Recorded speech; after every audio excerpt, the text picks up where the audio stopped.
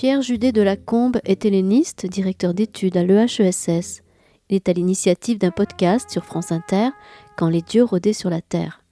Il a réuni 3 pièces conservées d'Échille dans une trilogie intitulée Pièces de guerre, les 7 contre Thèbes, qui suit les Perses et précède les Suppliantes, une vaste entreprise de traduction qui comporte également l'Iliade, éditée aux belles lettres dans un volume dirigé par Hélène Monsacré, tout Homère.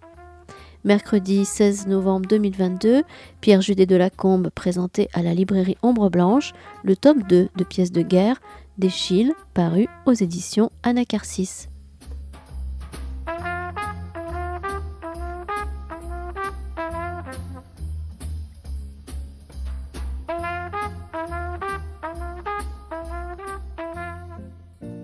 Bonjour à tous. Merci à tous d'être venus déjà. Merci à Pierre qui nous fait le plaisir d'être ici aujourd'hui. Aujourd'hui, on reçoit donc Pierre Judet de Lacombe, qui est grammairien, qui est spécialiste de l'herméneutique, entre autres, et notamment des textes d'Échille et de la poésie grecque archaïque. Alors, je ne vais pas faire tout le CV parce que ça serait un peu trop long, mais qui a travaillé entre autres pour le CNRS, l'Université de Lille, l'École des hautes études en sciences sociales, et qui anime entre autres un podcast sur France Inter qui passe le samedi matin, qu'on vous invite évidemment à aller écouter. Donc merci d'être venu. Et alors si on pouvait commencer déjà pour faire un petit point sur... est-ce que vous pourriez nous parler un petit peu de qu'est-ce que l'herméneutique déjà, pour commencer? C'est un mot allemand. Herméneutique, non, ça veut tout simplement dire l'interprétation. Donc, herménein en grec, c'est s'exprimer ou interpréter ce que quelqu'un a dit. Donc, c'est l'idée de traduction. Et donc, c'est devenu un mot technique pour dire dans la philologie, donc la science des textes, et pas simplement la science des manuscrits ou des mots ou de la langue, c'est la science des textes, la science de tout ce qui est écrit ou oral. Et il y a 2 parties, il y a l'herméneutique et la critique. La critique, c'est de savoir est-ce que cette pièce est bien d'Échille, est-ce que c'est pas un faux, est-ce que ce papyrus date de telle date ou pas, d'où il vient, etc. Donc c'est la science du jugement, la critique, un jugement, savoir sur l'authenticité de la critique historique, quoi, des documents que l'on a. Et l'herméneutique, c'est interpréter. Donc je prends, par exemple, le Prométhée attribué à Échille, de la première à la dernière ligne.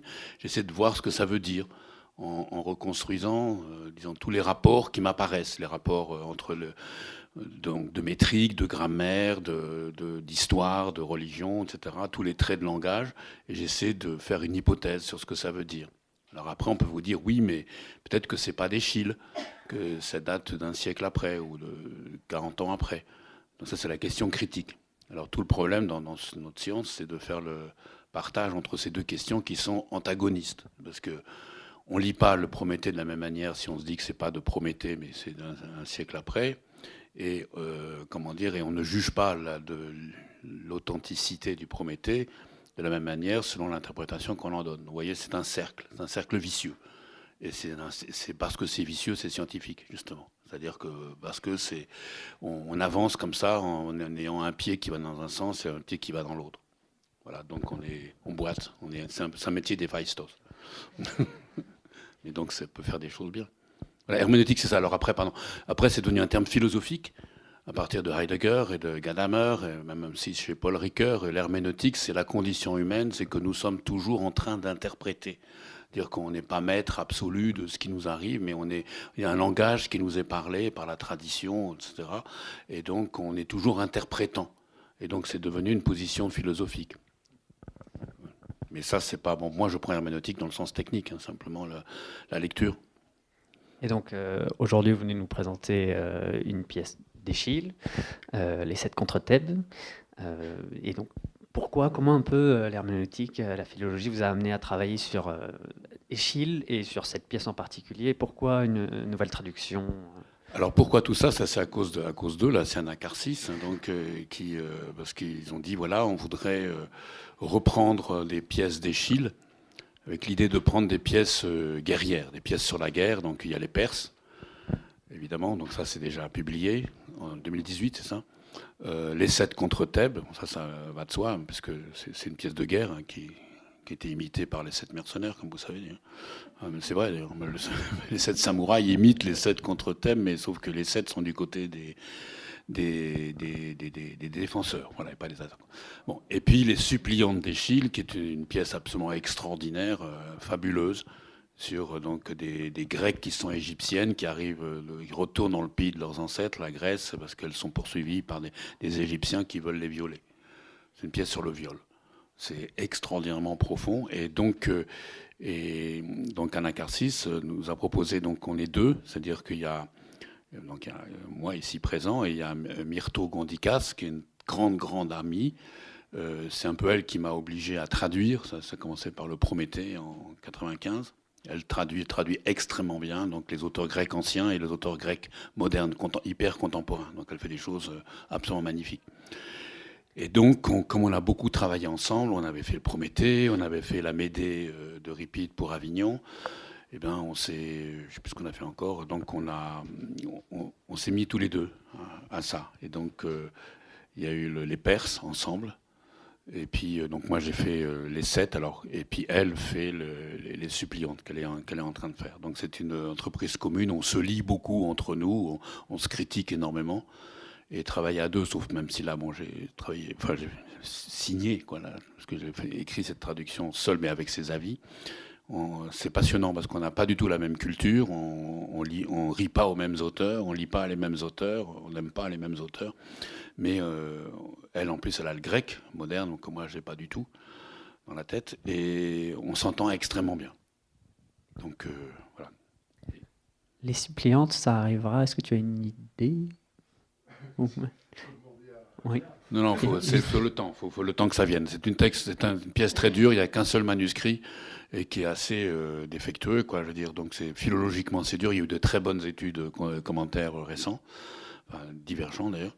Et ça pose des problèmes de vraie interprétation. C'est quoi ces femmes qui arrivent donc en pays grec, qui sont donc africaines, mais grecques, qui rentrent chez elles et donc qui fuient une barbarie virile, et elles sont en face d'une cité grecque constituée. Et donc comment une cité grecque peut-elle absorber ou pas cet accident énorme et cette question donc, du corps des femmes, de sa protection, et donc c'est vraiment une pièce sur les antinomies, les contradictions qui sont à l'intérieur, qui sont à la base de la société, quoi.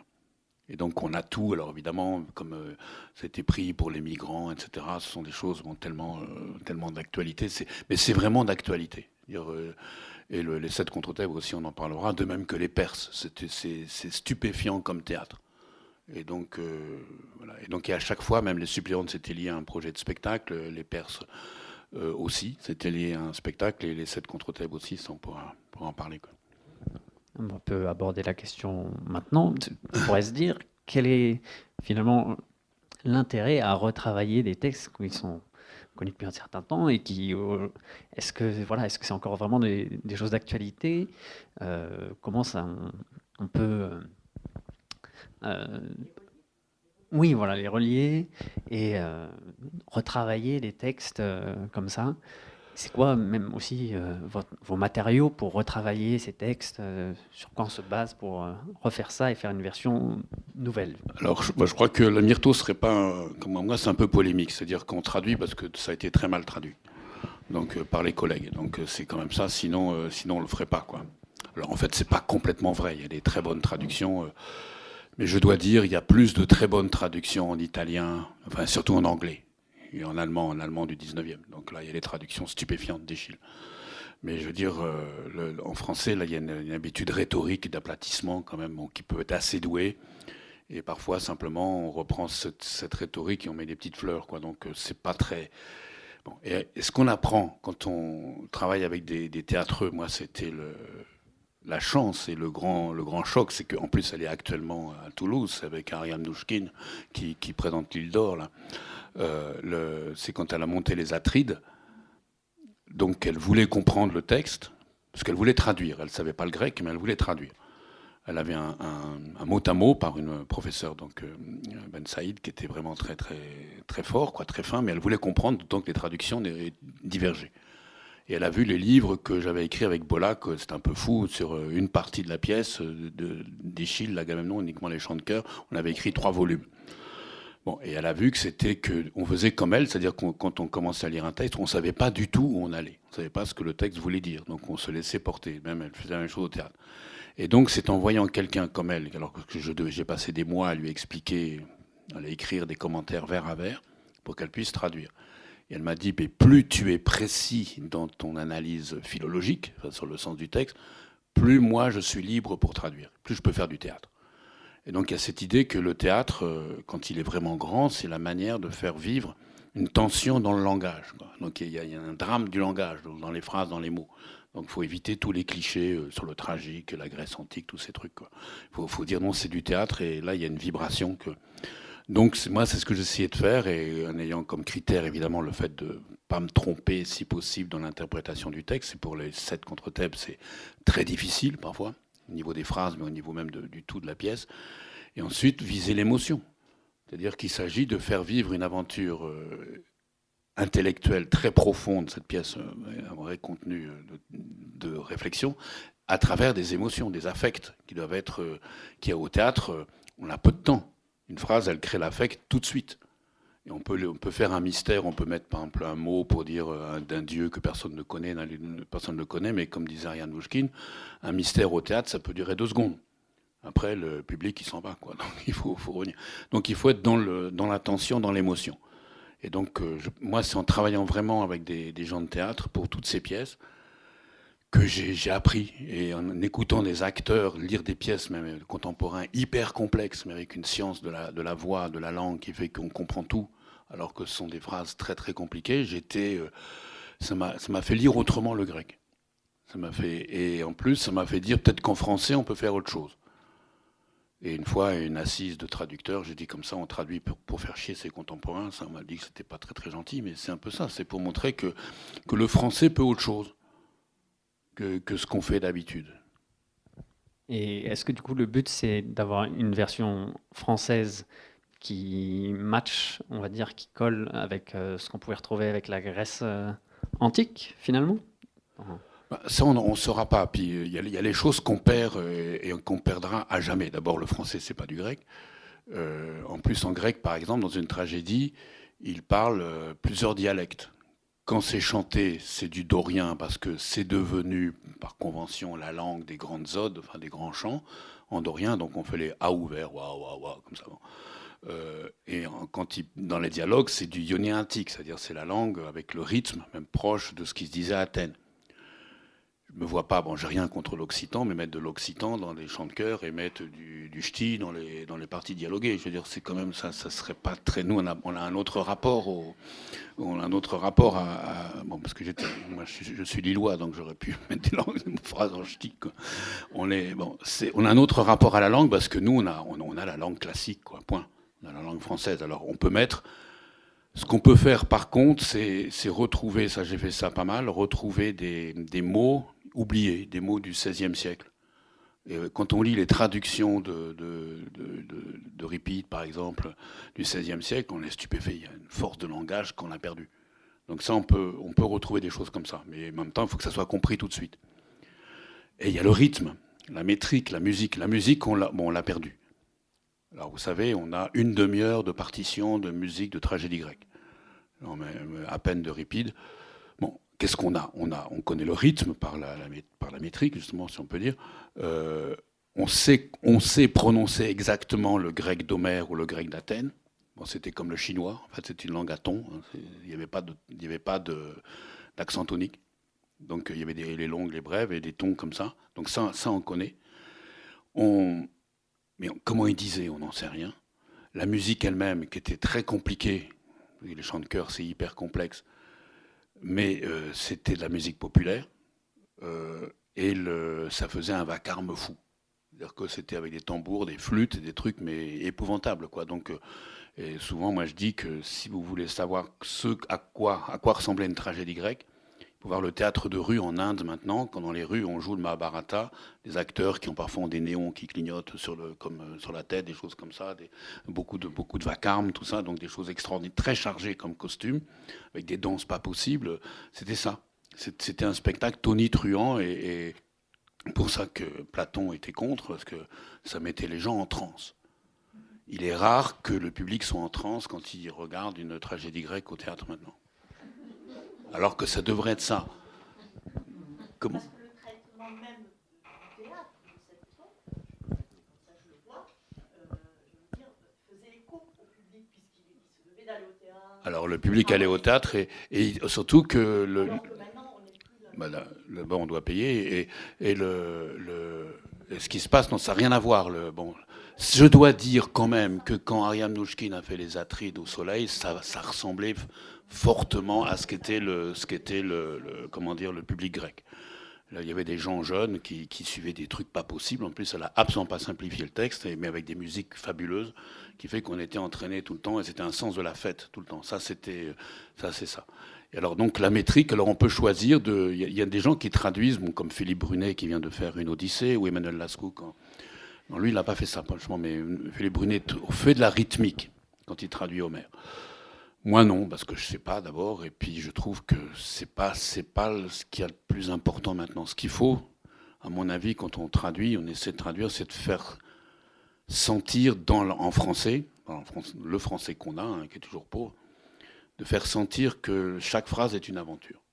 C'est un déséquilibre. Comme ça, une chose, on ne sait pas où on va. C'est comme un pas de danse, quoi. On ne sait pas où on va arriver. Et donc, les mots comptent, mais pas tellement.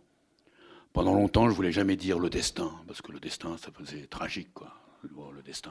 En fait, quand il y a le destin en grec, il faut mettre le destin. Donc, c'est Moira, c'est dur de pas dire le destin. Bon. Mais par contre, ce qui compte, à mon avis, c'est la construction des phrases. C'est comment on lance les phrases. Et nous sommes dans un français hyper syntaxique. Donc, on apprend ça, l'analyse logique, hein, etc. On n'a pas les particules grecques, ça, mais quand même, on a tous les mots de liaison. Alors que le grec, c'est un peu différent avec Échille, mais Pampomère, c'est pas syntaxique du tout. Ce sont des blocs qui sont mis les uns à côté des autres, et parfois le lien est pas très très net, quoi. C'est une langue d'apposition, comme on disent les linguistes. Comme est le rap, d'ailleurs. Intéressant, comme est la langue orale des banlieues. Et donc, il faut trouver quelque chose. Voilà. Et j'en reviens du coup, vu qu'on y est dessus, sur la musique. Vous avez dit qu'on avait retrouvé à peu près qu'une demi-heure de partition. Et est-ce que c'était courant d'avoir les partitions, puisque le chœur, a priori, c'était plutôt des amateurs et les personnages des acteurs. Est-ce que même ils lisaient les partitions, ils en avaient ou... Alors on ne sait pas bien ça. Le chœur, c'était des amateurs, mais donc, les historiens ont calculé qu'à Athènes, où il y avait peu de citoyens, c'était toujours des citoyens, que des hommes, quoi. Les femmes étaient dans le public, sans doute, ça s'est discuté, mais bon, je ne sais pas ce que Jean-Claude Carrière en pense, mais il y avait des femmes dans le public, je pense. Ouais. Mais pas sur scène. Et c'est les amateurs, donc on ne sait pas combien de temps ils travaillaient dans une maison de l'Athénien riche qui payait le chœur, mais ils travaillaient. Il faut dire que les gens, ils passaient des semaines avec Euripide, avec Échille, etc. Donc, et ils avaient dans leur vie une chance sur deux de faire partie d'un chœur, de comédie, de tragédie ou de dithyrambe. Là, ils étaient 50. Donc, ils avaient une culture musicale énorme. Donc, tous les raffinements, ils connaissaient tout ça. Cette métrique est hyper complexe pour nous. Pour eux, ils savaient. Et ils comprenaient toutes les allusions, même musicales. Mais c'est comme nous, quand on voit les gens qui connaissent bien le jazz, ou même les gens qui connaissent la pop, quoi. Ils voient tout de suite ce que l'intertextualité, si on peut dire, ce qu'un groupe reprend un autre. Ça, il y a une culture musicale énorme, même chez nous, quoi. Donc là, c'était ça pour la poésie et pour tout cet art très complexe. Ah, oui, c'est assez incroyable de se dire que finalement, il y avait un citoyen sur deux qui était capable d'interpréter, de jouer des partitions, etc. Mais d'ailleurs, je trouve que ça donne une image complètement différente de ce qu'on imagine de ce qu'était le théâtre à l'époque. Et j'avais une petite question à un moment dans l'introduction. Vous nous dites que dans les 3 pièces qu'il y a dans les pièces de guerre, c'est des modes théâtraux étonnamment différents. Est-ce que vous pourriez nous en dire un peu plus sur ces modes théâtraux C'est-à-dire, voilà, c'est qu'une tragédie, c'est assez simple. Hein. C'est basé sur une opposition. La base, c'est le chœur. Le chœur, c'est un groupe qui chante presque toujours à l'unisson. Quand il parle, c'est un personnage, le coryphée qui chante. C'est très rare que le chœur se divise. Ça peut arriver, mais c'est très très rare. Donc c'est le langage du consensus. Et en face, vous avez des personnages qui s'étripent, quoi, qui sont pas d'accord. Et donc d'abord, il y avait un acteur, puis deux, puis trois avec Sophocle. Je veux dire, et qui un peu interprété plusieurs personnages qui sont pas d'accord entre eux et qui parlent. Euripide les fera chanter, mais souvent ils parlent. Et donc c'est basé sur la tragédie, sur cette opposition entre deux formes de discours. Le consensus, c'est-à-dire la culture, ce qu'on dit dans le mythe, dans la religion, dans la poésie connue, dans la science, tout ce qu'on dit, tout ce que peuvent dire des gens qui sont un groupe. Et face à ça, des individus qui en général, ça va mal finir pour eux, donc qui sont en lutte. Et en plus, ils sont en lutte, mais ils savent pas très bien pourquoi. Parce que derrière tout ça, il y a des personnages qui sont en général absents, qui peuvent apparaître au début ou à la fin. Ce sont les dieux. Les dieux ont décidé qu'il se passerait ceci ou cela. Donc souvent, on avait un dieu qui arrive au début. Ah ben, je vais faire ça, je vais faire ça. Il peut arriver qu'il se gourre, comme dans le Lion d'Euripide, où Apollon se gourre, c'est quand même marrant. Et sinon, vous avez le Deus ex machina, ou la Dea ex machina à la fin, qui dit « j'en ai marre de tout ce conflit, donc je le règle comme ça ». Ben, boum. Donc, mais ça, c'est des personnages qui sont en général muets. Et donc la pièce, toute tragédie, c'est ça. Ce qui est frappant, c'est que ça n'a absolument pas varié entre la première pièce que l'on est, c'est-à-dire les Perses, et la dernière pièce que l'on est, qui n'est pas d'Euripide, c'est le Rhésos, qui est du début du IVe siècle. Et alors là-dedans, on peut changer les modes. Par exemple, dans les 7 contre Thèbes, le coup de génie qu'a eu Échille, alors que les 7 contre Thèbes, on rappelait l'histoire, hein, ce sont les deux fils d'Œdipe et Théocle Polénice, qui ont été maudits par Oedipe. Alors là, le passage est trouble, mais enfin, disons parce qu'une fois, ils n'ont pas respecté leur père, qui était donc dont on avait découvert l'inceste, le parricide, tout ça. Enfin, et Oedipe maudit ses fils et dit qu'ils doivent partager le patrimoine avec le fer, donc par la guerre. Et c'est ce qui arrive. Donc on a un bel antagonisme. Et par exemple, Euripide, ce qu'il a fait, il a pris les deux frères, et Théocle, Polynice, et il y a leur maman, la Jocaste, qui a dit « Allez, venez vous entendre », tout ça. Donc voilà, elle propose une réconciliation. Les deux frères sont sur scène, et ils s'engueulent. Et alors Euripide leur a donné une valeur politique. Et Théocle, celui qui a pris le pouvoir, qui ne veut pas le céder, il tient pour la tyrannie, donc le pouvoir fort, autoritaire, alors que Polynice, il tient pour la démocratie. Donc, alors, Échille, il ne fait pas ça du tout. Il fait un coup de force inouï, c'est qu'il met en scène, il n'y a qu'un seul personnage, vraiment, enfin, c'est Théocle, qui est tout seul. Alors qu'on sait qu'il a un double. Il a Polynice qui revendique le droit de diriger Thèbes. Et apparemment, vu la version qu'a retenue Échille, Polynice, le frère, le banni, est dans son droit.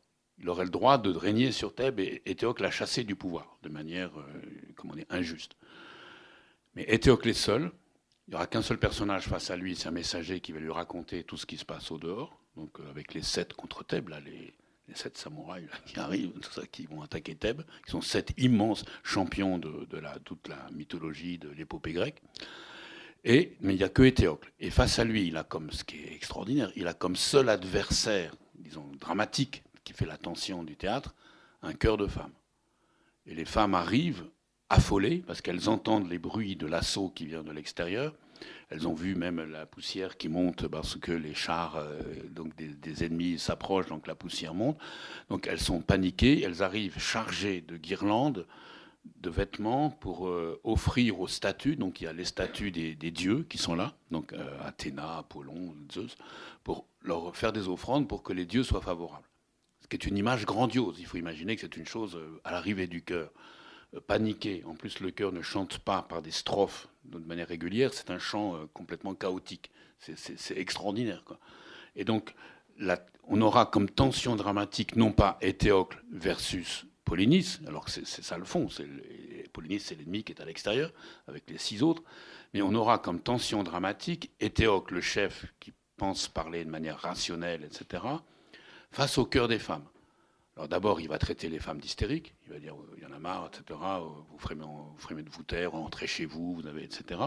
Donc alors là, il y a une espèce de machisme, mais délirant, même pour un grec qui était bien macho, mais c'était une caricature. Donc, et petit à petit, ce qu'on va voir dans la pièce, c'est que le chœur va prendre le pouvoir, que le cœur qui sait dire, pourquoi? Le cœur sait dire, c'est nommer tous les dieux qui sont là. Ils oublient Dionysos, c'est bizarre d'ailleurs, ça, donc le dieu du délire. Ça. Tous les dieux qui ont fait la ville, donc parce qu'il y a eu un grand mariage, donc avec les dieux étaient là pour fonder Thèbes, etc. Les dieux qui sont les puissances qui soutiennent la ville, qui font que la ville peut résister. Le cœur est là, c'est dire le passé de la ville.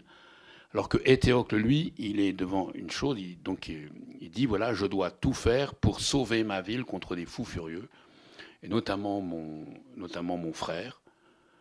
Et tout ce qu'il va faire Éthéocle, c'est de montrer que les prétentions des 7 contre Thèbes, les 7 immenses chefs qui sont contre la ville, sont erronées, ne tiennent pas la route, et que, vu la manière dont il parle, tous ces chefs se condamnent à leur propre destruction. Alors, mais pour l'histoire, c'est que vous savez, vous avez 7 portes. Alors c'est très beau, les 7 portes de Thèbes. Vous connaissez peut-être l'histoire, c'est que c'est la lyre a 7 cordes. Et parce que c'est un fils de Zeus qui s'appelle Amphion. s'est proposé de construire le rempart de Thèbes avec sa lyre. Donc il jouait de sa lyre et les pierres se sont assemblées d'elles-mêmes. Il paraît que son frère Zétos, qui était un peu plus bête, portait les pierres. Bon, ça c'est une version. Dans une autre version, c'était les deux qui... passons. Et donc les 7 portes, la ville aux 7 portes, ça c'est le terme mythique pour dire Thèbes, c'est l'harmonie. C'est l'harmonie de la gamme, c'est l'harmonie de la musique. Donc c'est une perfection, ça. Et donc Éthéocle est là pour défendre cette perfection, mais dans un cas de danger extrême. Donc tout ce qui est le mythe, tout ça, toutes ces histoires d'origine de Thèbes, à la limite, il s'en fout. Ce qu'il faut, c'est que mobiliser les Grecs de Thèbes pour qu'ils soient suffisamment forts pour contrer cette menace argienne qui, elle, est délirante, d'une certaine manière. Or, il y a un moment où la pièce bascule, parce que donc la pièce est très statique. Il y a 7 guerriers contre Thèbes. On ne les verra jamais. Donc c'est des figures magnifiques. Tidée, Capané, Éthéoclos, Hippomédon, ce sont des grandes figures parthénopées. Chacun a une histoire énorme. Ils étaient très célèbres. D'ailleurs, en Grèce, ils ont été battus, mais à Argos, la ville d'où ils viennent, et à Delphes, il y avait des grandes statues en bronze qui représentaient les 7 contre Thèbes. Et il y en a qui pensent que, vous savez, ces 2 bronzes qu'on a trouvés à Riace, là, dans la mer en Calabre, que ce sont 2 des 7 contre Thèbes. Ça, on ne saura jamais rien. Enfin, c'était des très grands héros. Et donc lui, Éthéocle, il veut simplement il veut les battre. Il faut gagner, c'est tout. Et tout ce qui est le mythe, tout ça, il s'en fiche. Alors que le cœur, lui, il dit, mais non, Thèbes existe, c'est une chose extraordinaire, ça a été fondé par les dieux, etc. Il faut sauver ça. Et là, vous avez un antagonisme entre un langage technique d'un roi qui vise que l'efficacité, et un langage mythique, alors évidemment on dira que ce sont les femmes, qui, elles, visent la conservation de Thèbes. Et or, donc, il y a 7 portes, il y a un messager qui décrit à Éthéocle les 7 guerriers. Donc on ne verra pas, c'est que du langage. Et chaque fois, Éthéocle montre que le type, là, en face, ça ne tient pas la route, quoi, qu'il dit n'importe quoi, bon, etc. Et sauf qu'à la fin, à la 7e porte, on apprend que le guerrier, que Éthéocle, qui a dit à un moment, moi je vais être à la 7e porte, parce que c'est la porte supérieure, quoi, qu'à la 7e porte, son adversaire, c'est son frère. Donc pour défendre Thèbes, il est obligé de commettre un crime affreux, de fratricide, c'est-à-dire de vouloir tuer son frère. Et donc à ce moment-là, toute la malédiction familiale ressort au moment où il s'agit de défendre la ville, là, un des points les plus stratégiques, les plus dangereux. Et là, il y a un basculement dans la pièce. C'est le cœur qui prend le pouvoir d'une certaine manière, en disant d'abord, tu ne peux pas faire ça, c'est un crime, ce sang, on ne le lave pas. Les autres, ça va, on les tue, bon, donc après ça va, on se nettoie, mais ça, on peut se purifier. Là, dans ce crime-là d'un frère qui tue un frère, c'est impossible, laisse un autre. Et Théocle dit, pas question, mais évidemment, il n'y a que lui qui peut ensuite vraiment se battre contre Polynice. Et alors, ce qui est très beau aussi, c'est qu'on aurait pu avoir un long épisode où la bataille soit racontée. Ça, Euripide, il a fait ça. Alors, il y a des très très longs dans sa pièce équivalente, les Phéniciennes. Échille, il y a un blanc. Donc le cœur a peur, il rappelle toute la malédiction. Arrive un messager qui dit « Réjouissez-vous, on a gagné ». Bon, pour les 2 rois, là, c'est pas terrible. On a perdu. Ils sont morts. Et le cœur se lance dans une plainte effrayante, vraiment, en disant « Voilà, donc ce sont les femmes qui savent pleurer, les 2, et Et à un moment, là c'est un coup de théâtre, arrivent enfin les deux frères ensemble sur scène sous forme de cadavres. Donc 2 morts. Et le chœur va chanter une plainte des deux, et parfois avec des vers alternés pour l'un, pour l'autre, pour l'un, pour l'autre. Et on ne saura même pas de qui il s'agit. Les deux sont équivalents, et les derniers vers de la pièce, c'est une souffrance qui va coucher dans la tombe du père. C'est-à-dire que les deux frères vont être ensemble dans la même tombe qu'Œdipe. C'est-à-dire que la famille se reconstitue. Donc c'est extraordinaire cette fin. C'est-à-dire que c'est le rituel féminin qui finalement arrive à dire de quoi il s'agit quand il s'agit d'une ville.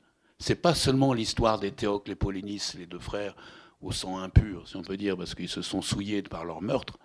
Il s'agit quand même de survivre. Et donc les morts ont un droit, ils ont droit à un culte. Mais ce culte, il va se faire du dehors, donc c'est un chant pathétique, enfin triste, mais c'est magnifique, c'est un chant d'équilibre. Alors que les Perses, c'est complètement différent, les suppléantes, c'est complètement différent. Alors là, on peut se dire, mais de quoi il s'agit, hein? Donc on montre à des Grecs quelque chose qui est stupéfiant, donc cette victoire de Thèbes, mais au prix de la double mort des Théocle et de Polynice, qui sont strictement égaux en droit, en réalité. Alors là, la question vient, mais qu'est-ce qui se passe là? Pourquoi s'intéresse un Grec de 467 avant Jésus-Christ? Donc on est en pleine démocratie. Il y a eu des luttes énormes entre démocrates, oligarques. Bon, Échille était de gauche, hein, il était démocrate. Il était avec Périclès, Thémistocle, etc. Donc il était vraiment de ce côté-là. Et en face, il y avait des gens qui étaient extrêmement aussi pour la démocratie, mais au profit des riches, quoi. Et donc vous aviez des luttes politiques énormes. Et qu'est-ce qui se passe là? Alors en plus, il faut savoir que la Thèbes gagne. C'est la fin d'une trilogie, c'est-à-dire qu'avant, il y avait une pièce sur Laios, donc la première faute de Laios, bon, on ne sait pas bien ce que c'est. Ensuite, Échille a fait un Oedipe, qui était comme l'Oedipe roi de Sophocle, mais on l'a perdu, on n'a presque rien. Et ça, c'est la pièce, c'est la fin. Donc c'est la fin. Or, Thèbes, là, est vainqueur. Les frères sont enterrés, mais tout le monde savait que la ville de Thèbes allait être détruite une génération après, parce que les fils des Sept contre Thèbes allaient venger leur père et allaient détruire la ville. Donc la Thèbes mythique, parfaite, comme ça, de ce lieu de perfection musicale, si on peut dire, avec les dieux qui sont là, c'est une Thèbes qui est vouée à la disparition. Et ça, c'est quand même... Donc on a un succès, mais sur fond d'une disparition, parce que c'est toute une époque qui va disparaître. Alors on peut se dire, mais qu'est-ce qui se passe là? Bon, c'est votre question, n'est-ce pas?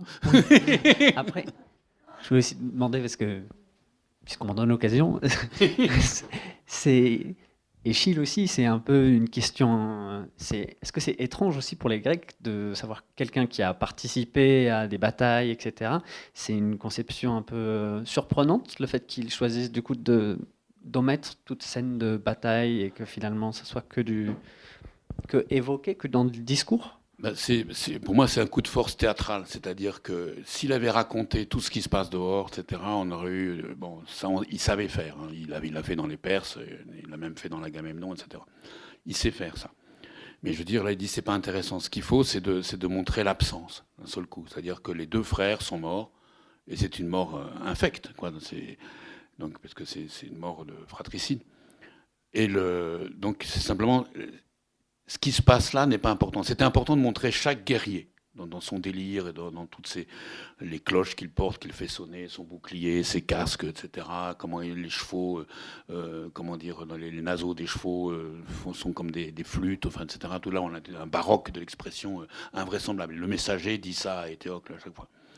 Mais par contre, la chose la pire, le double meurtre, non, ce n'est qu'un double meurtre.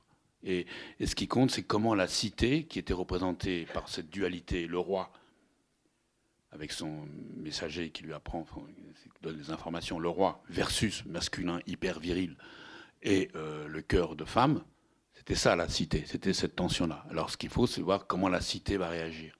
Et la cité réagit, le cœur de femme, justement, en donnant un droit égal aux deux frères.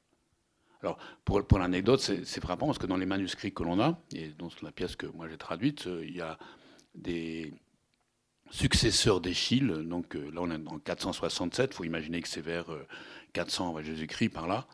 ou bien un fils, petit-fils ou un élève d'Eschyle qui a rajouté une scène. Il a rajouté une scène, donc alors, on s'accorde maintenant pour dire, mais depuis pas très longtemps, enfin pour un philologue c'est il n'y a pas longtemps, c'est depuis 1848, quoi. Donc c'est tout récent, quoi. Pour dire que cette scène n'est pas d'Eschyle. Effectivement, parce que dans cette scène, on voit donc les deux frères doivent être enterrés. Arrive un représentant de la cité qui dit pas question d'enterrer Polynice, lui il a attaqué la ville, c'est un salaud, etc. Et donc il faut le jeter aux oiseaux. Et Antigone, alors surgit comme ça, Antigone, en disant pas question de ne pas l'enterrer, etc. Et vous avez une lutte entre Antigone et le représentant de la ville. Il n'y a pas Créon, le roi, qu'on a dans l'Antigone de Sophocle. Il y a toutes les chances que cette scène ait été rajoutée, et sans doute par un Échiléen, parce que la pièce a été reprise, qui a voulu montrer que de la pièce du vieux, là, de vieil Échille, on pouvait tirer les mêmes conséquences que Sophocle dans son Antigone, et même mieux. Parce que c'est pas Créon, c'est toute la cité. Et on voit ensuite le chœur se divise en deux. Donc Antigone n'est pas toute seule. Le chœur de la cité, des femmes, se divise en deux. Les unes vont enterrer Éthéocle, les autres vont enterrer Polynice. Donc ça a été rajouté sans doute pour un peu faire la nique à Sophocle, aux descendants de Sophocle. Et non, Sophocle pouvait encore être en vie à ce moment-là. Et ça, je pense que c'est intéressant, mais alors que dans la pièce telle qu'on peut, alors là c'est une hypothèse de philologue, hypothèse critique, mais qui s'appuie sur une interprétation herméneutique, si on peut dire, la pièce devait finir par quelque chose comme les vers, voilà, les deux vont être enterrés, et ce sera une souffrance qui couche dans la tombe du père. C'est une conception aussi un peu particulière finalement de la justice, puisque finalement la justice, le droit, le traitement à égalité des deux personnages amène au double fratricide qui est, a priori, parmi les plus odieux crimes. Alors c'est un crime, alors c'est une vraie réflexion sur l'égalité, sur le droit. Alors vous savez que l'égalité, c'était la norme absolue de la démocratie grecque. Enfin, si vous n'étiez pas femme, esclave, etc. Donc non mais d'accord, mais bon, ça fait du monde quand même. Bon, je veux dire, et donc c'est l'idée, c'est l'isonomie, c'est d'être, isonomie, c'est-à-dire que vous êtes à égalité en fonction de nomie, c'est un partage fixé par la loi qui fixe les dignités de chacun. Donc les Grecs pensaient qu'ils avaient tous les citoyens, la même dignité. Et donc, vous avez du coup droit de parole, enfin droit à l'égalité de parole, etc. Vous avez le tirage au sort. Alors le tirage au sort, ça veut dire que ce sont les dieux qui décident, c'est pas vous. Quand les hommes ne peuvent pas décider parce que c'est trop compliqué. Et donc, ce qui est frappant, c'est qu'il n'y a pas plus anti-démocratique, d'une certaine manière, que Éthéocle et Polynice, sauf qu'ils sont égaux. Et donc, et quand Éthéocle va se battre contre son frère, il dit que je vais y aller à égalité. Roi contre roi, frère contre frère. Donc c'est l'isonomie qui est représentée. Alors je me souviens qu'un jour j'avais dit ça à un très grand historien, Pierre Vidal-Naquet, en disant, tu sais, Éthéocle Polynice, c'est une représentation paradoxale de l'isonomie et de l'égalité démocratique athénienne. Il m'a dit, mais non, parce que dans l'égalité démocratique athénienne, c'est penser que sont égaux des gens de conditions et d'origines différentes. Vous avez beau être riche, moins riche, être cordonnier, potier, ou etc., ou poète, vous êtes dans la même égalité, d'une certaine manière. Donc, vous avez une égalité formelle. Alors moi je dis oui, peut-être, mais dans le mythe, là, c'est qu'il a pris l'égalité la plus stricte possible, c'est-à-dire les deux fils du même père, maudits par un père qui a la même mère qu'eux, en même temps, donc avec l'inceste. Donc c'est la stricte égalité. Et comment on peut penser cette relation d'égalité ? Et ça traverse tout le mythe grec. Là, je viens de passer des heures horribles à comprendre ce qui se passe entre Atrée et Thyeste. Par exemple, mais c'est abominable, quoi. Donc, ils n'y arrivent pas à l'égalité, là, alors qu'ils sont égaux. Bon, et je dirais, et donc ça, et ce que fait Échille, c'est de dire, bon, vous avez vos normes, l'égalité, etc. Soit, en plus, elles permettent de défendre une ville, elles font la loi, bon, elles peuvent faire la paix civile. Mais qu'est-ce que c'est ? C'est quoi l'égalité de deux individus ? Et les individus ne sont pas que des citoyens. Ils ont une famille, ils ont une substance, ils ont une histoire, etc. Et là, la tragédie, c'est la manière de faire ressortir à travers des individus qui agissent tout le passé. Et c'est le passé, c'est l'histoire des perversions dans la famille, c'est l'inconscient, c'est tout ce que nous on appelle l'inconscient, c'est tout ça qui crée la substance des individus. Et donc, il dit, voilà, la cité, il y a ce problème-là, elle ne peut pas le résoudre quand il y a une stricte égalité, Mais malgré tout, c'est quand même cette égalité des deux frères qui se traduit dans la mort qui va faire que Thèbes est sauvé. Mais pour que Thèbes soit sauvé, il faut que le cœur, c'est-à-dire le cœur, c'est l'histoire mythique, c'est toute la substance de la ville, puisse s'exprimer. Et ça, c'est ce que la tragédie fait. Donc c'est quand même assez extraordinaire de voir que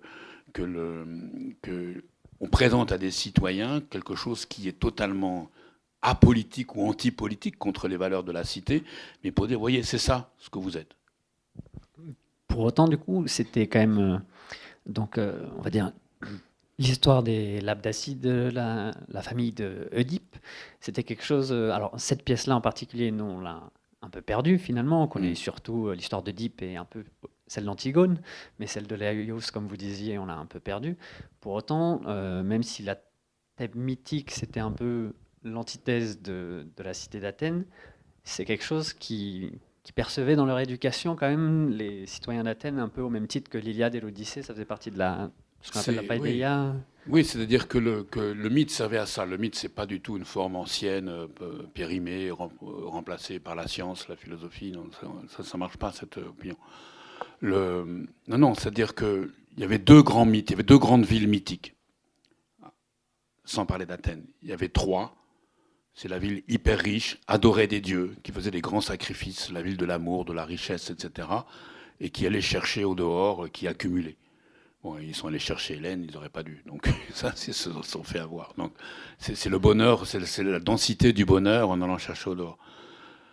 Thèbes, c'est l'inverse. C'est la ville du bonheur avec parce que le roi Cadmos qui a fondé Thèbes, a épousé une fille qui s'appelle Harmonie, bon, donc son nom l'indique, et elle est la fille d'Arès et d'Aphrodite, donc de la guerre et de l'amour, donc des deux contraires. Donc c'est vraiment la synthèse absolue. Et c'est la gamme de la lyre, la musique qui fait le rempart. C'est le bonheur complètement constitué, arrêté. Et c'est une ville qui va mourir par implosion. Donc avec Oedipe qui s'en va, mais qui qui tue son père, couche avec sa mère, etc. Les deux frères qui se rencontrent pour se tuer. Il y a une implosion de la ville. Donc on pourrait dire c'est l'inverse de Troie. Troie, c'est une explosion, et là, au contraire, c'est une forme de. Donc ce sont deux villes mythiques qui ne pouvaient pas durer, parce que Athènes n'est pas comme ça. Corinthe, Argos, toutes les villes réelles ne sont pas comme ça, n'ont pas cette. Et justement, Échille dit attention, ne pensez pas que vous pouvez être comme ça. Et donc il y a c'est le bonheur absolu, c'est comme un âge d'or qui doit s'effondrer par la querelle. Alors, et tout le problème, c'est alors là les auteurs varient, c'est pour ça que la Thèbes de Sophocle, c'est pas celle d'Euripide ou d'Échille, etc.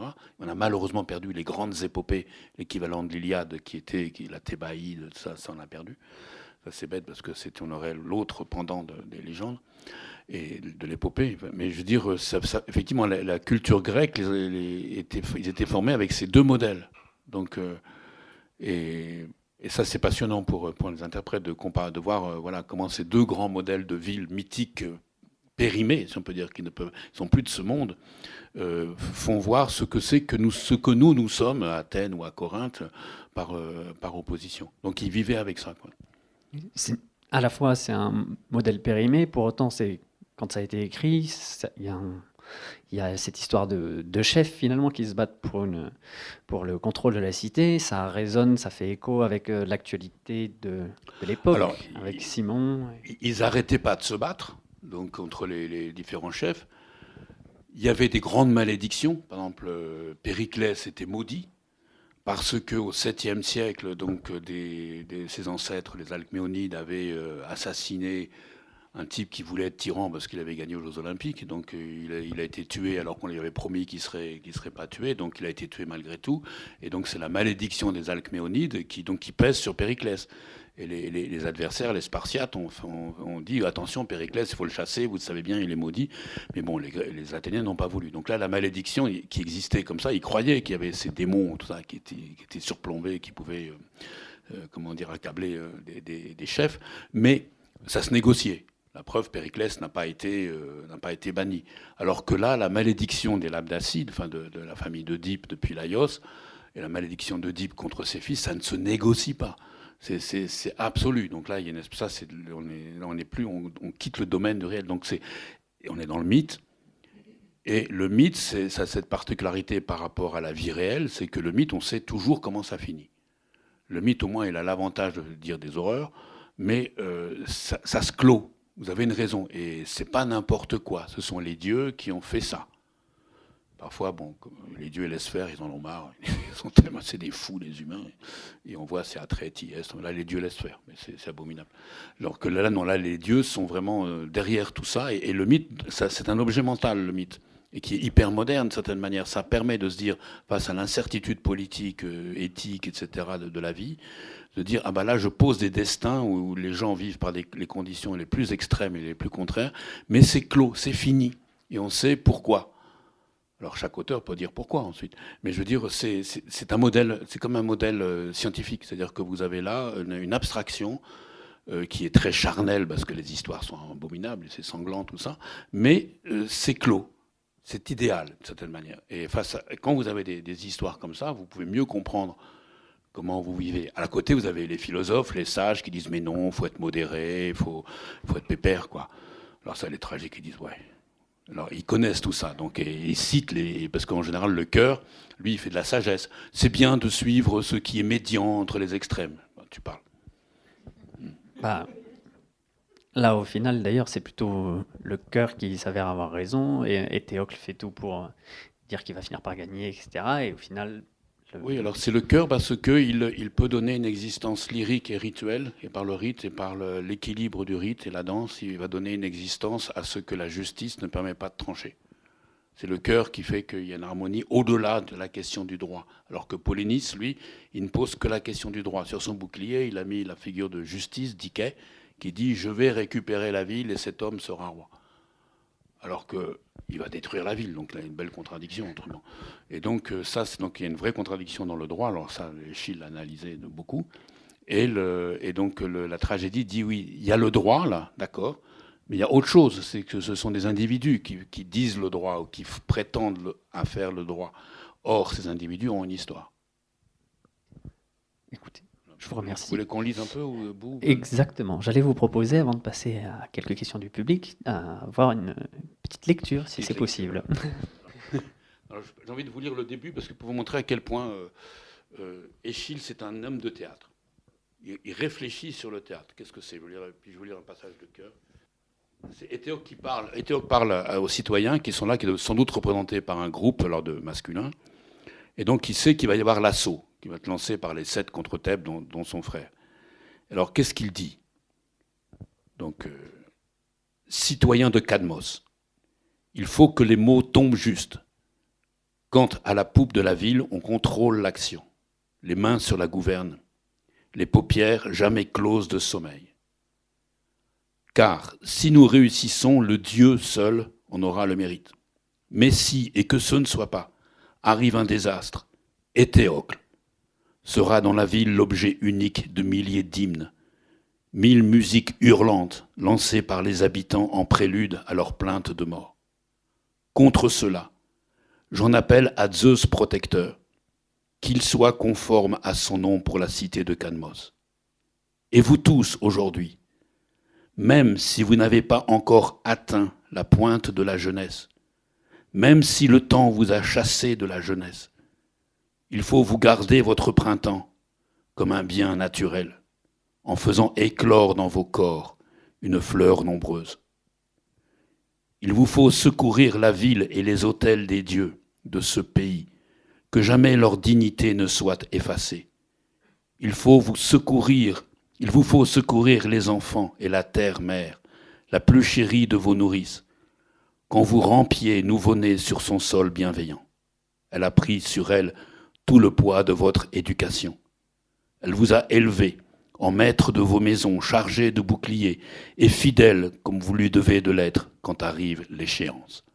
Ça, c'est un discours politique, c'est un portrait du prince, il dit « Qu'est-ce que c'est que le pouvoir ?» Alors, ce qui est frappant, il dit l'homme politique, il ne dort jamais. Il a l'œil toujours ouvert, comme ça il peut voir l'instant, il peut voir ce qui va se passer, parce qu'il est indifférent au temps. Voilà. Alors, bon, c'est posé, comme ça, c'est une théorie politique. En plus, il dit, vous les jeunes, les trop jeunes, et vous les trop vieux, On n'a rien à faire de votre âge, de votre nature. Vous devez vous construire un corps artificiel par l'effort, par la volonté de défendre votre terre-mère, qui soit à la hauteur de l'événement.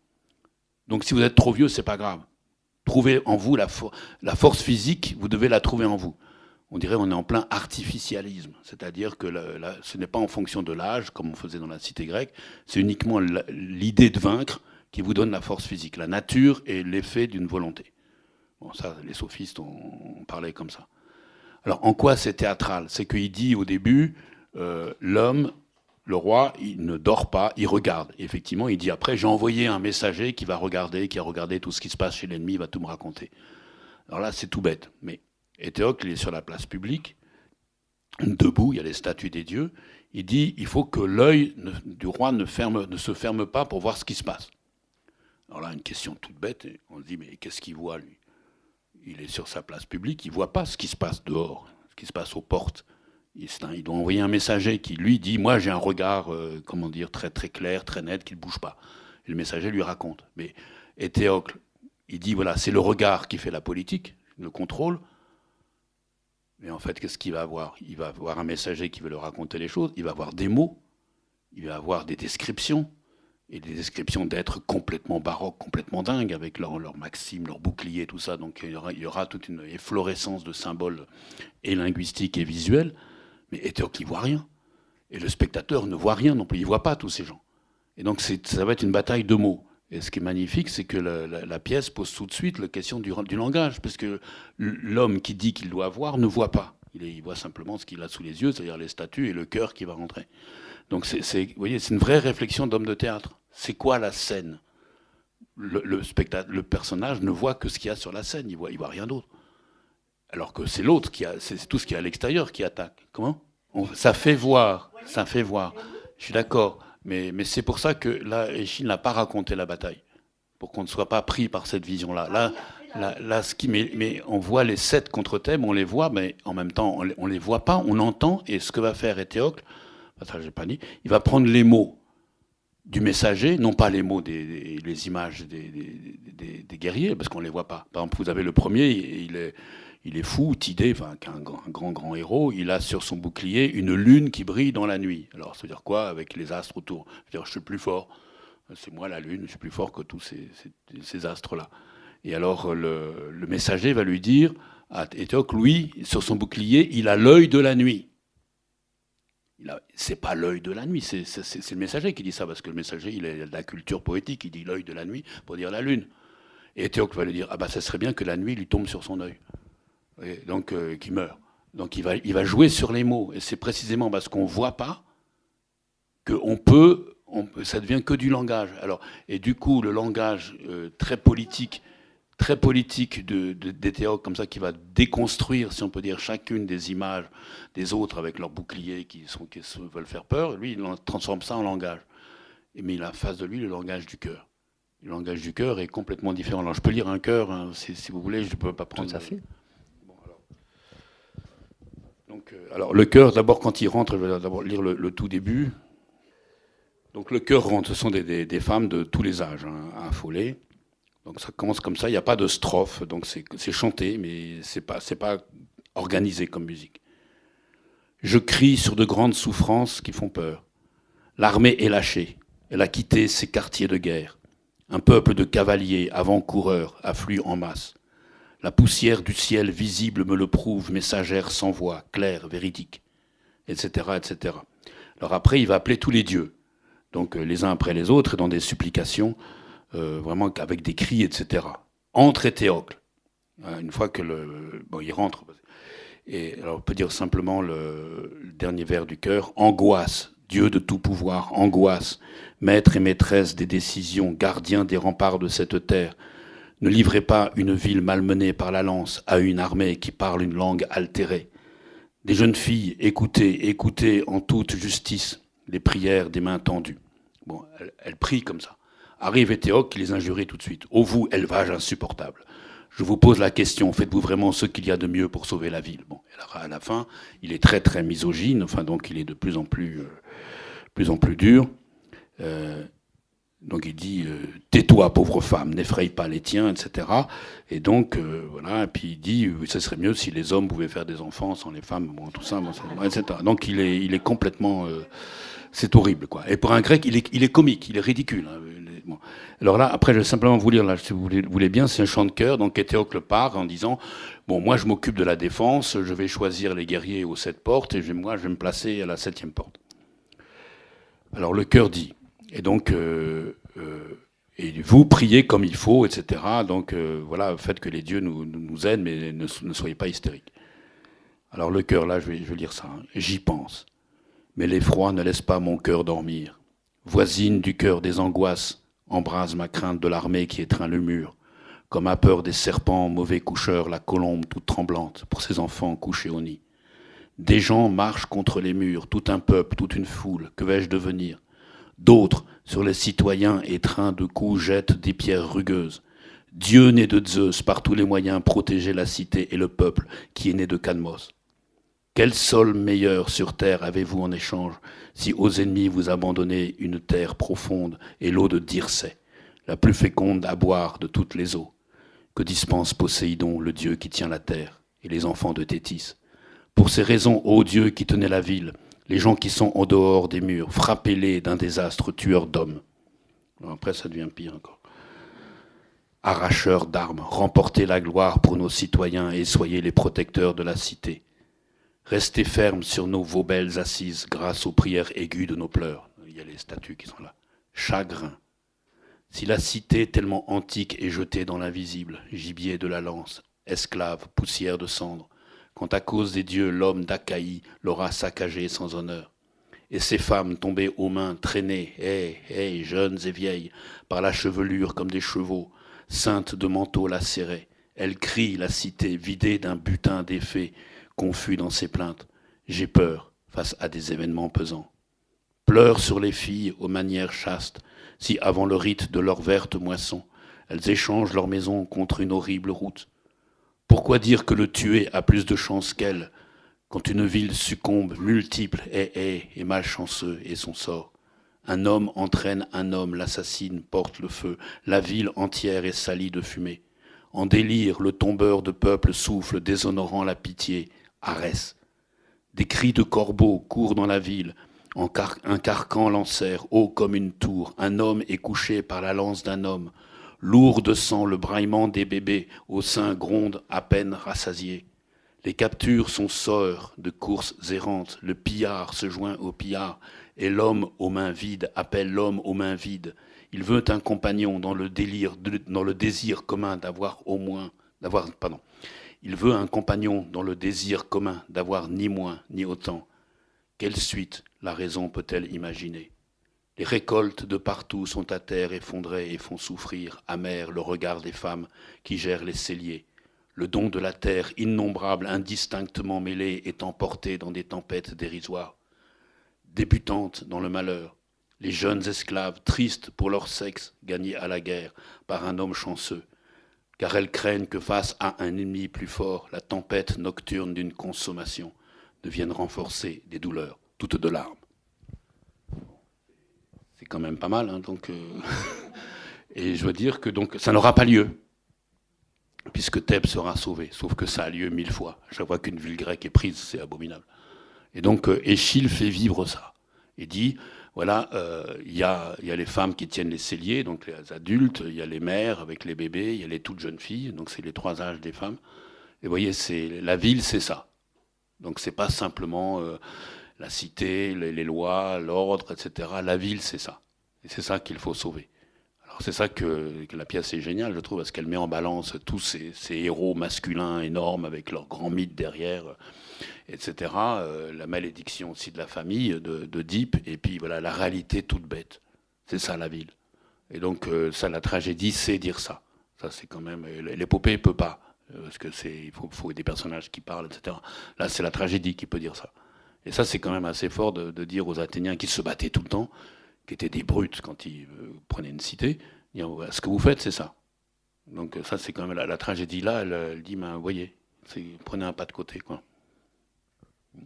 Merci beaucoup. avant qu'on termine. Est-ce qu'il y a des questions dans le public? C'est une question sûrement stupide, hein. Non, mais parce que j'ai en tête la scène des lois d'Antigone, de Sophocle, Ouais. et peut-être des souvenirs de lecture très lointaines de Vernon, je me souviens plus, où finalement, ce qui m'interpelle, c'est que le cœur, c'est un cœur de femme, Oui. et dans l'Antigone de Sophocle, il me semble qu'il y a l'opposition entre la loi de la cité, représentée par Créon, et la loi quand même de la famille. Que les femmes représentent, puisqu'elle veut absolument enterrer le frère même coupable au nom de cette filia familiale. Est-ce que c'est pas un peu le cas chez Échille? Voilà, c'était ma question. Puisque vous parlez de cette égalité de traitement, et depuis tout à l'heure, je pense à cette scène. Voilà. Alors, je pense qu'il y a effectivement ça, c'est-à-dire que les femmes qui sont considérées comme nuisibles, un danger, l'ennemi intérieur, parce qu'elles sèment la panique en cas de conflit, ce sont celles qui chantent ça. Donc elles peuvent chanter ce qu'est la vie dans toutes ses étapes, et à chaque fois, c'est ce qu'il faut préserver, c'est ce qui va être, on peut dire, éventré, quoi. Que ce soit les celliers, les bébés, etc. Et donc la femme, on peut penser la cité comme la clôture par le rempart, etc. C'est ce que Théocle veut faire à tout prix. Donc lui, il veut que l'extérieur et l'intérieur ne soient pas équivalents, il veut que ce soit très différent, sauf que son frère à l'extérieur, l'ennemi extérieur, c'est le double de lui-même. Donc là, le rempart est déjà franchi par la guerre.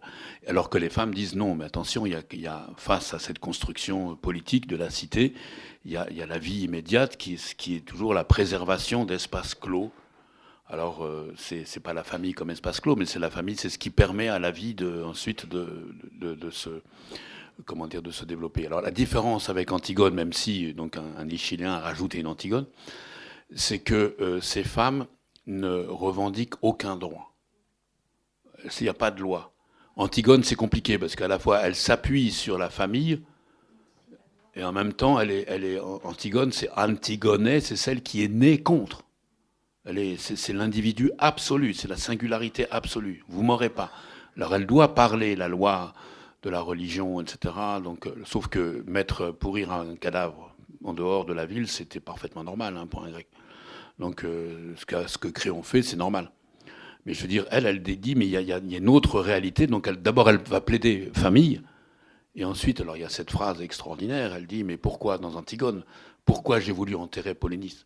Parce que mes parents sont morts, ils ne pourront plus faire un autre frère. Polynice était absolument unique. Alors, ce raisonnement a choqué. Et Goethe disait, je voudrais bien qu'un philologue me montre que ce passage n'est pas authentique. Et j'ai entendu à Berlin, un philologue m'a démontré que ce passage ne pouvait pas être authentique. Le problème, c'est que son argument, c'était que Goethe n'aimait pas ce passage, quoi. Donc, c'était pas digne, mais c'est ça. Mais Antigone parle bien le langage des lois de la famille, les lois sacrées, etc., que personne n'a écrites. Mais elle va plus loin. En fait, elle dit non, moi, ce que je veux, c'est que face à cette égalité des frères, justement, donc à ce droit, tout ça, moi, je défends strictement la singularité. Mais là, on n'a pas ça. Simplement, le seul moment où les femmes vont dire que c'est pas juste, c'est quand elles vont dire à Étocle, t'as pas le droit d'aller tuer ton frère. Et l'autre lui dit, bah oui, mais j'ai pas le choix. Et là, c'est très beau, là, quand le moment où Étocle apprend que voilà, c'est la malédiction qui fait qu'il va. Parce que ce que pensait Polynice, c'est là que c'est une pièce vraiment profonde. Polynice, lui, qui vient avec son armée, donc l'armée veut dévaster Thèbes, donc à la fois il veut récupérer Thèbes, il veut la détruire, ce qui est quand même une belle contradiction du droit, et on a ça dans les guerres justes. Les guerres justes détruisent ceux qu'elles veulent sauver.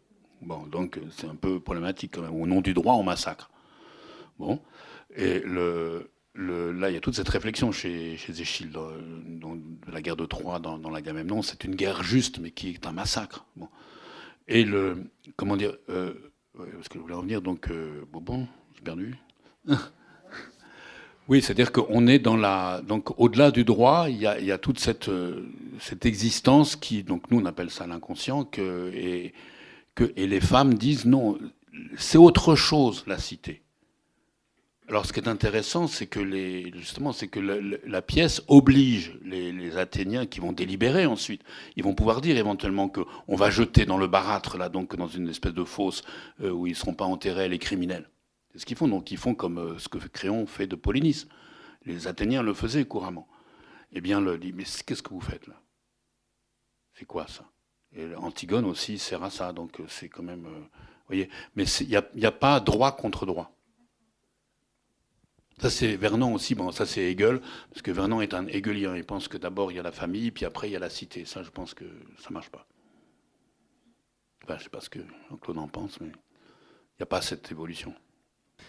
Oui, j'avais une question sur la comparaison que vous avez faite entre Thèbes et Troie. Oui. Et notamment, je ne connaissais pas ce mythe de fondation de Thèbes, avec l'harmonie qui est la dimension essentielle de ce que j'ai compris. Comment du coup, donc ça c'est ma première question, comment on comprend cette malédiction? Est-ce qu'elle est, la malédiction des Labdacides, est-ce qu'elle est en lien avec cette fondation harmonieuse, ou est-ce que c'est deux choses indépendantes dans l'histoire de Thèbes? Et la deuxième question, si vous me permettez, c'est dans les lectures des mythes, il y a tout un travail que vous faites sur les oppositions, les relations entre tel ou tel thème, etc. C'est des constructions intellectuelles, des interprétations. Est-ce que on peut aller jusqu'à chercher quelque chose de l'ordre de l'inconscient de l'auteur à travers cette réflexion-là, où tout est pensé? D'accord. Alors, big problème.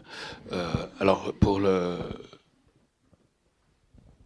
Oui, le premier, donc, sur Thèbes et Troie. Donc, alors, l'harmonie. Alors, voilà, sur Thèbes, alors, ça, c'est un vrai problème. Parce que, alors, normalement, on raconte, voilà, si on prend le mythe, que Laios, donc, aurait été convoqué par Pélops pour éduquer son fils Chrysippe à l'art des chevaux.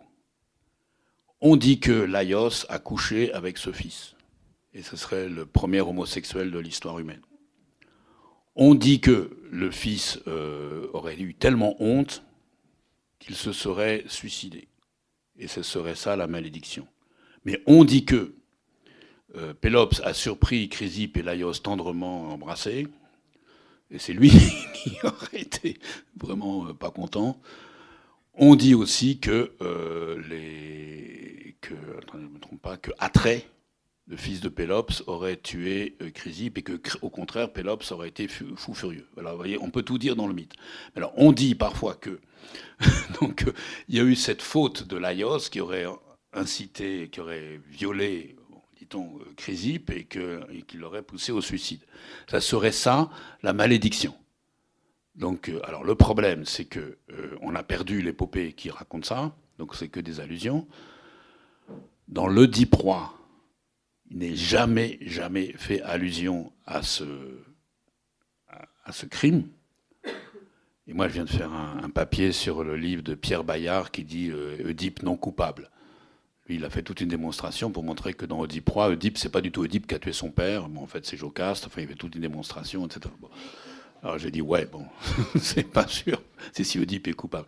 Mais ce qui est frappant, c'est que Sophocle, dans Oedipe-Roi, ne dit pas un mot de ça. Alors, ou bien ça veut dire que c'est connu, donc j'ai pas besoin de vous le rappeler, ou bien, alors là, c'est l'hypothèse de Jean Bollack, Sophocle dit, oui, c'est connu, mais comme là, il n'y avait pas une pièce avant Oedipe-Roi. Mais je vous explique la damnation, comme dit Bollack, donc le malheur de toute cette famille, à partir d'une structure, cette structure de Thèbes comme structure d'une concentration telle de bonheur, de richesse, d'harmonie que ça ne peut qu'imploser. Et je pense que là, il a raison.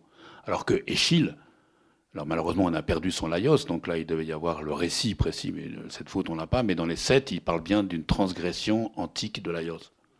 Donc, ça veut dire qu'il y avait une faute. C'est sans doute la faute sexuelle, si on peut dire, de Chrysippe. C'est pour ça qu'après, il y a eu l'inceste, le parricide, le fratricide. Parce que du point de vue sexuel, ça marche pas très bien. Donc, c'est... Voilà, ça, on peut pas dire plus, vous voyez. Mais ce qui est frappant, je pense que Sophocle, par exemple, ce qu'il fait, il dit, oui, j'ai pas besoin. Bon, et donc, il oblige à une interprétation plus forte, je pense, de ce qu'est cette ruine de cette famille.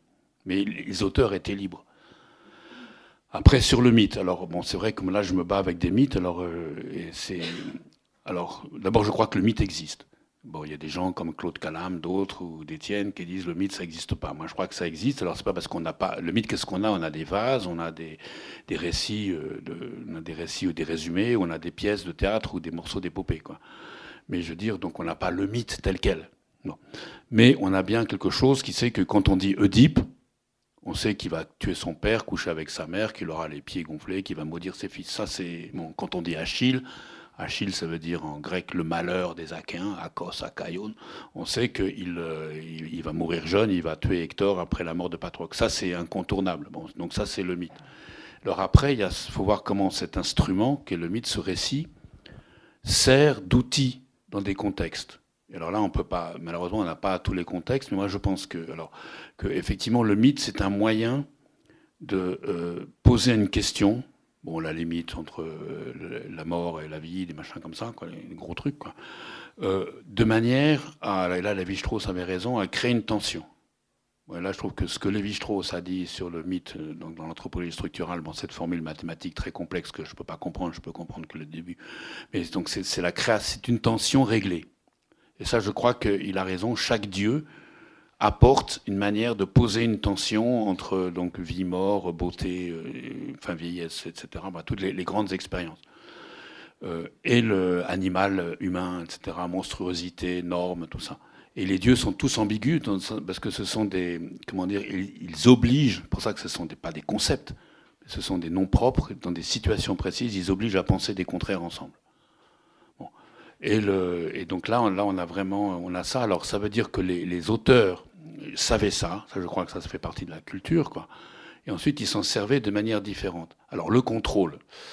Bon, alors là, est-ce que l'auteur contrôle tout ce qu'il dit? Alors moi, j'ai envie de dire que parce qu'on a tellement dit que l'auteur, bon, contrôlait tout. Ça, c'est voilà l'auteur cartésien, etc. C'est la conscience qui. Après, on a dit, bah non, c'est pas ça. Donc Hegel, c'est le contraire. Alors là, ça me paraît beaucoup plus juste. Le sujet qui s'exprime et se combat sa matière, il ne sait pas ce que ça va donner. Et puis après, on a eu avec Foucault, Barthes, etc., là, dire, voilà, il n'y a pas de conscience, tout ça. Bon.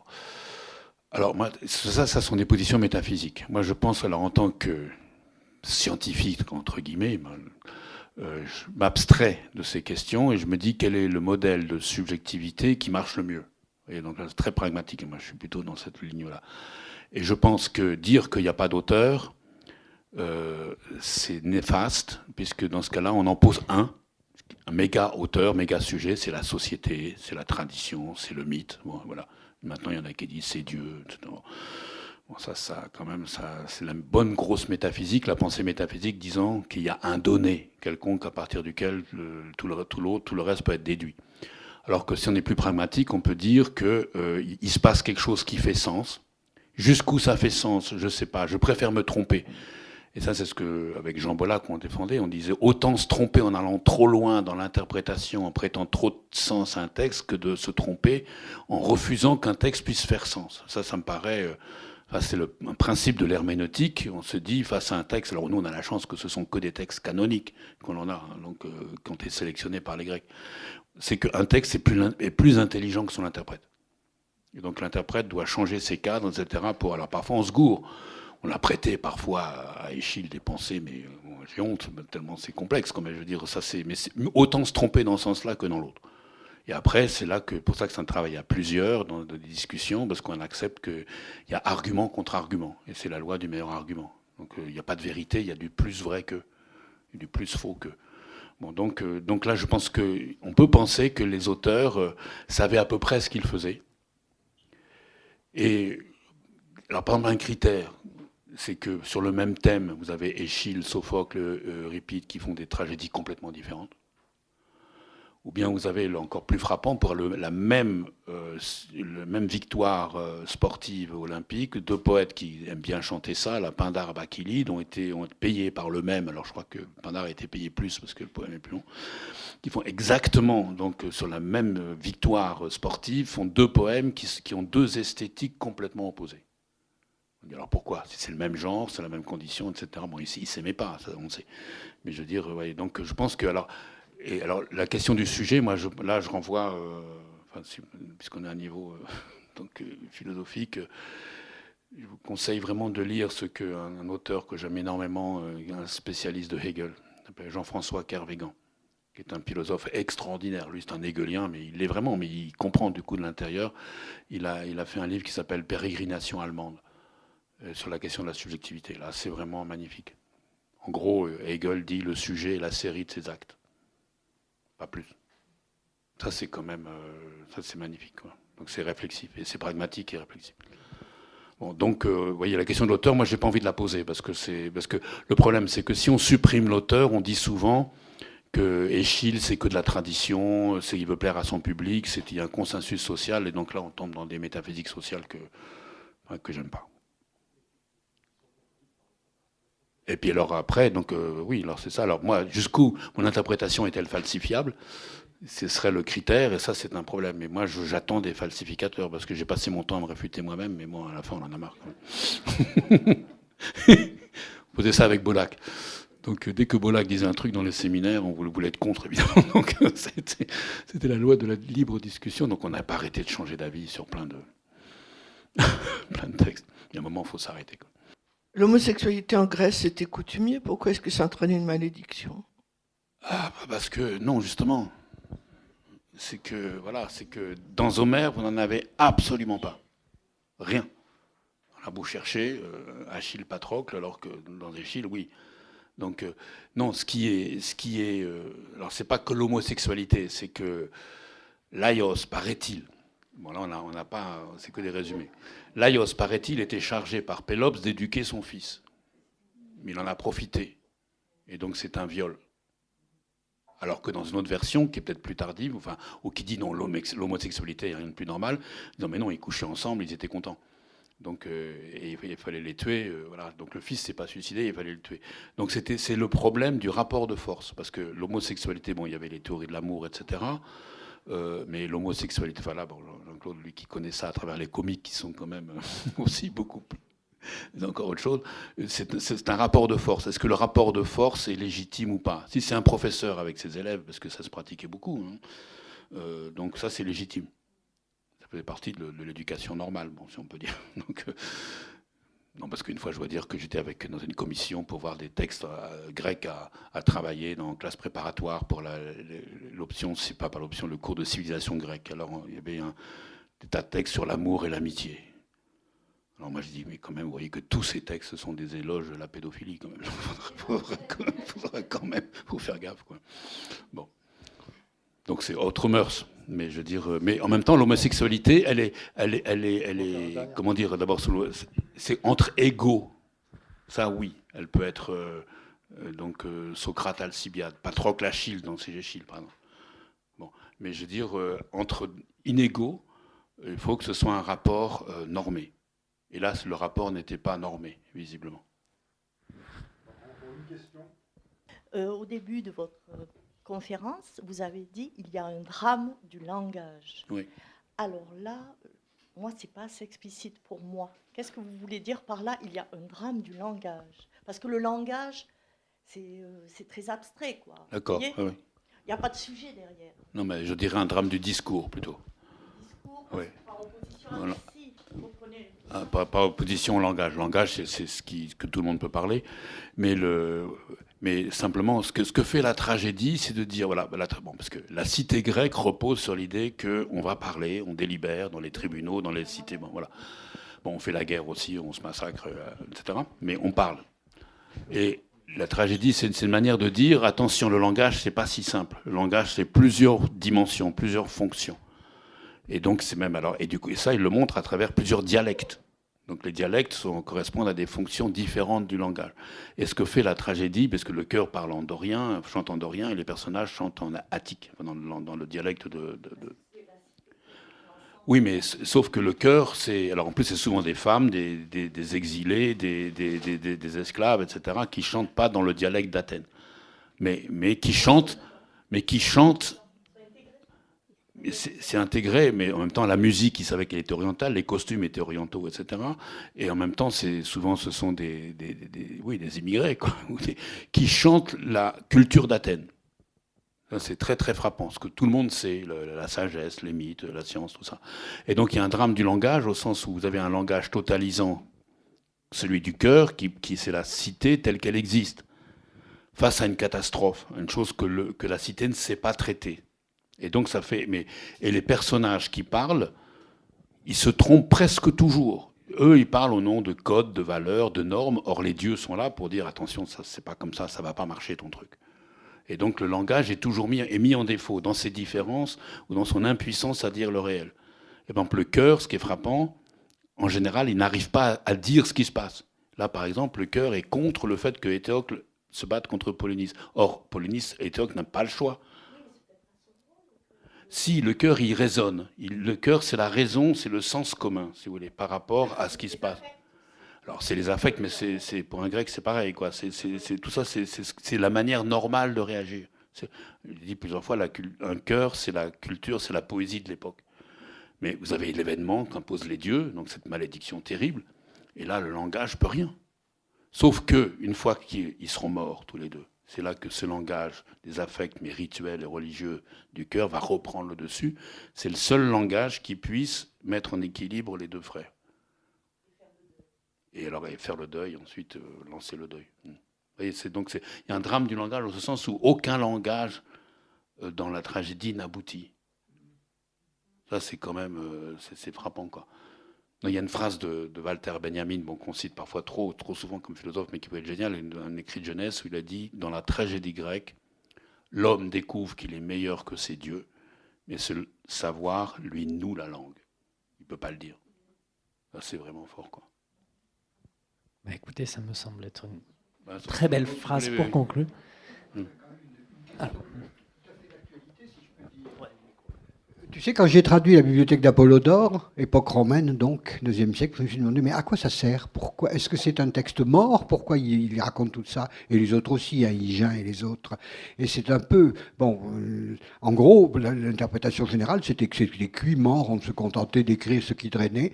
Et j'arrivais pas à croire que c'était véritablement ça. Et est-ce que ça se pose pas un peu la même question? C'était une époque de mondialisation. Effectivement, ça n'avait plus l'air d'intéresser, alors que tout le monde était devenu littérature grecque, y compris les Syriens, Luciens, etc. Et à notre époque de mondialisation, même topo, ça va servir à quoi, j'allais dire, la mythologie grecque ou les grands mythes? Moi, je dirais... quel est leur rôle? Leur rôle, c'est que... Quel était leur rôle à l'époque romaine, disons... et quel est leur rôle maintenant? D'abord, c'est des histoires fabuleuses, qui sont... Ensuite, les textes qu'on a, quand on a les textes, parce que Apollodore, comme tu dis, moi je m'en suis servi là pour des résumés de pièces d'Euripide qu'on a perdues, mais bon, ça c'est dommage. Mais les textes qu'on a quand on a les textes d'Euripide, d'Homère, etc., ils sont incroyablement puissants poétiquement, ils sont émouvants, c'est comme réflexion sur le langage, c'est extraordinaire. Et deux, par rapport à la mondialisation, etc., mon très grand problème, donc qu'est-ce qu'il faut décoloniser, l'Antiquité, etc., je crois, moi je dirais tout bêtement, on n'a pas le choix de son passé. C'est notre passé. Et pas simplement parce c'est pas une racine, les Grecs, parce qu'ils ont été oubliés, ils ont été réadoptés d'abord avec la scolastique, puis après avec la Renaissance, puis après avec le XVIIe siècle. Ce sont des réadoptions. Il n'y a rien de naturel. Les Romains, c'est un peu différent, ça on en vient quand même.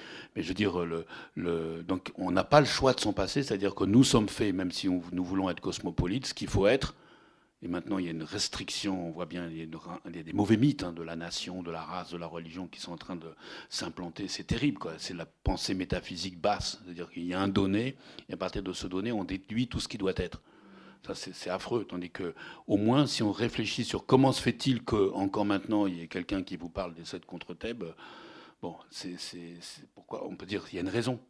Et le fait qu'on puisse jouer, on puisse faire des pièces, on puisse faire des poèmes, etc., que la vivacité que ça a, c'est qu'il se passe quelque chose. Et je pense que ce qui se passe quelque chose, c'est le rapport à notre propre passé, quoi. On n'est pas n'importe quoi. On n'est pas libre de choisir, moi je veux être ceci ou cela. On a ça derrière nous. Alors ou bien on prend ça comme une racine, dans ce cas-là on ne bouge pas, ou bien on se dit, mais c'est une ressource.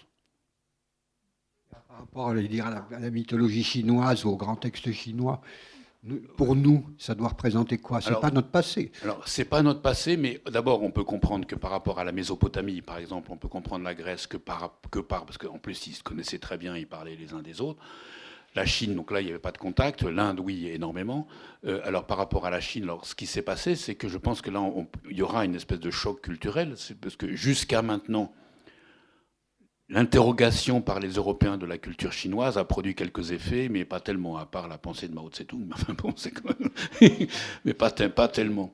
Mais il serait temps qu'on connaisse, et là il y a des gens qui sont comme militaires, etc., des gens comme ça qui sont extrêmement actifs, qu'on connaisse et qu'on se dise, et alors, en quoi ça nous parle? En quoi on est différent? Si on veut arriver à construire une espèce d'interprétation des sociétés les unes par les autres, il faut se voir quels sont les textes sur lesquels elles s'appuient. Et je pense qu'on a intérêt, moi je suis pour effectivement une philologie mondiale, qu'on s'ouvre à ces textes. C'est compliqué parce qu'il faut apprendre les langues, là on ne pourra pas, mais je veux dire, donc, moins que quelqu'un nous dise d'informer, il se passe ça dans les grands récits chinois ou dans la philosophie chinoise. Sans nous dire que c'est comme du Heidegger, etc. Donc là, il s'agit de voir parce que je ne crois pas du tout à l'altérité, mais je crois à la différence. Il y a une différence qui fait qu'ils ne pensent pas comme nous, mais ils pensent aussi comme nous, forcément. Je veux dire, puisque c'est l'humanité, quoi, mais je veux dire, avec des accents différents, et ça nous permet à nous de changer peut-être. Et aussi de lire différemment nos mythes. Et puis de faire des mythes surtout. Ce qui est important, c'est de faire des mythes, mais des vrais, quoi. Sur ces belles paroles, écoutez, je vous remercie. Merci de votre participation et un grand merci à Pierre, évidemment, d'être venu et pour sa pédagogie.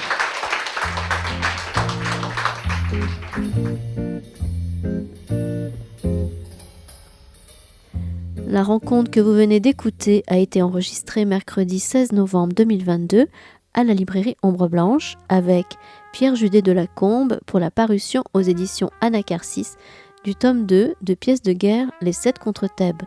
Réalisation et mise en onde, Radio Radio.